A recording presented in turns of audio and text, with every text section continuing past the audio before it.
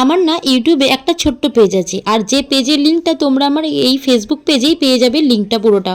আর আমি আমার কমেন্ট সেকশনেও দেবো, তোমরা এই সুন্দর সুন্দর ব্লগগুলো ইউটিউব পেজে এবার থেকে দেখতে পাবে। মানে বড় ব্লগগুলো আমি আমার ফেসবুক পেজে আপলোড না করে ইউটিউব পেজে আপলোড করব। এছাড়া আরও অনেক সুন্দর সুন্দর ভিডিও যেটা আমি আমার ইউটিউব পেজে আপলোড করব। তো ভালো লেগে থাকলে আমার পেজটা সবাই সাবস্ক্রাইব করে দেবে।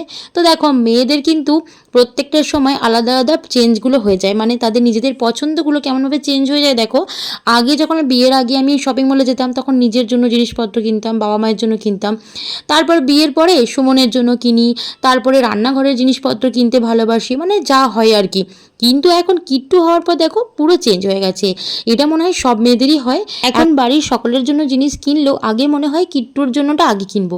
তো সেদিনও দেখো শপিং মলে গিয়ে আমি ফার্স্টেই চলে গেছিলাম কোথায় বেবিদের সেকশনটা আছে, ওখানে গিয়ে আমি পুরো পাজেল, মানে কি বলবো, কোনটা ছেড়ে কোনটা নেব।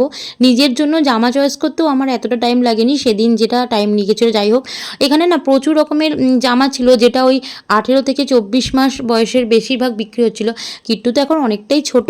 আর আমি জামা কেনার জন্য মেনলি গিয়েছিলাম, আসলে আমার কাছে এটা ফার্স্ট টাইম মানে ষষ্ঠীর ফোঁটা ছিল, তাই আমি চেয়েছিলাম ওকে হচ্ছে প্রথম নতুন জামা পরিয়ে ষষ্ঠীর ফোঁটাটা দেবো। তো সেই মতোই আর কি শপিং মলে গিয়েছিলাম। তো ফাইনালি অনেক চয়েস করার পর দুটো জামা কিনেও নিয়েছিলাম। তবে এই জামাগুলো কিন্তু আমার ভীষণ পছন্দ।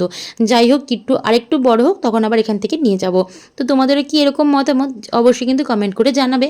তো দেখো, আমিও একটা কুর্তি, সুমনও একটা টি শার্ট নিয়ে নিয়েছে, আর কিট্টু রানির জন্য এই দুটো ড্রেস আমি নিয়ে নিয়েছি। যাই হোক, কেমন লাগলো অবশ্যই কমেন্ট করে জানাবে, লাইক ফলো শেয়ার করবে, আর ইউটিউব পেজটা অবশ্যই সাবস্ক্রাইব করে দেবে নতুন ভিডিও দেখার জন্য। সবাইকে বাই।